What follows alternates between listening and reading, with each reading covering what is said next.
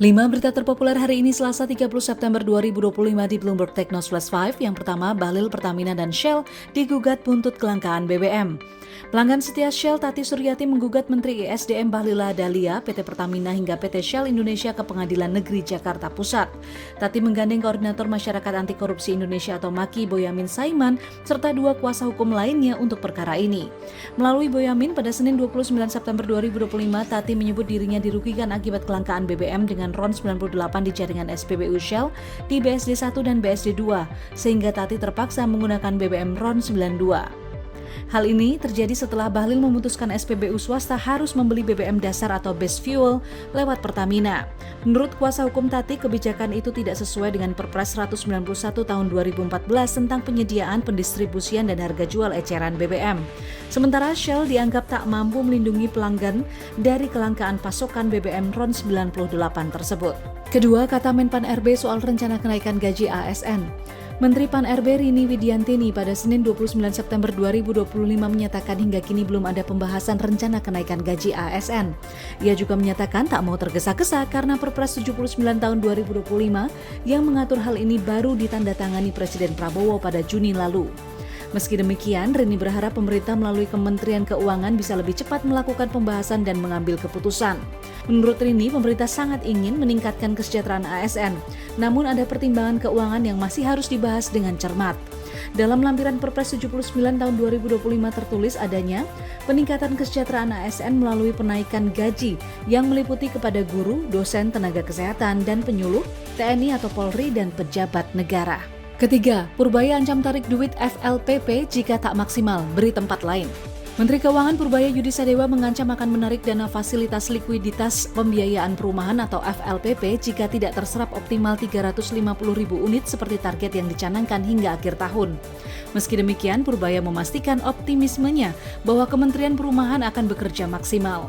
Hal ini disampaikan Purbaya setelah menghadiri akad massal perumahan subsidi di Cilengsi, Bogor, Senin 29 September 2025. Ancaman semacam ini juga telah dilayangkan Purbaya pada Badan Gizi Nasional atau BGN. Ia memprediksi BGN berpotensi tak tuntas dalam penyerapan anggaran 71 triliun rupiah jika tak melakukan percepatan hingga akhir tahun.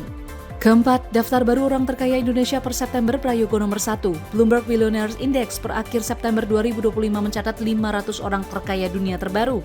8 diantaranya adalah Taipan Indonesia, sementara 2 diantara 8 masuk daftar 100 besar.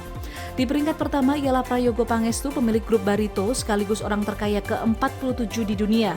Ia memiliki kekayaan 42,3 miliar dolar Amerika Serikat atau sekitar 705,52 triliun rupiah. Posisi kedua sekaligus orang terkaya ke-94 dunia ialah Lau Tuk Wong, pemilik tambang batu bara PT Bayan Resources Tbk atau BIAN, dengan kekayaan 25 miliar dolar Amerika Serikat atau setara dengan 416,97 triliun rupiah. Peringkat ketiga diisi oleh Budi Hartono dari grup Jarum yang memiliki kekayaan 18 miliar dolar Amerika Serikat atau 300,22 triliun rupiah. Berikutnya di posisi keempat ada pemilik Indofood Group dengan kekayaan 16,7 miliar dolar Amerika Serikat atau setara dengan 278,54 triliun rupiah. Sementara di posisi kelima diduduki Michael Hartono dengan kekayaan tercatat 16,4 miliar dolar Amerika Serikat atau setara dengan 273,53 triliun rupiah.